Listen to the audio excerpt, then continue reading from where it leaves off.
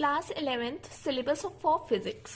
तो फिर सबसे पहली बात करें तो आपको सबसे पहला चैप्टर पढ़ना होता है बेसिक मैथ। सेकंड चैप्टर आपका होता है वो होता है वेक्टर्स। उसके बाद आपका सिलेबस स्टार्ट होता है फॉर फिजिक्स, जो कि सबसे पहला चैप्टर हो गया unit and measurement. Second chapter हो गया motion in a straight line. Third हो गया मोशन इन अ प्लेन।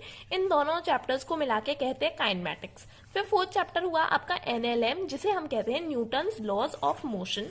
फिर आपका फिफ्थ चैप्टर हुआ वर्क पावर एनर्जी, जिसे हम डब्ल्यूईपी भी कहते हैं। सिक्स चैप्टर्स हुआ आपका centre of mass and rotational motion. System of particles को हम सेंटर ऑफ मास भी कहते हैं।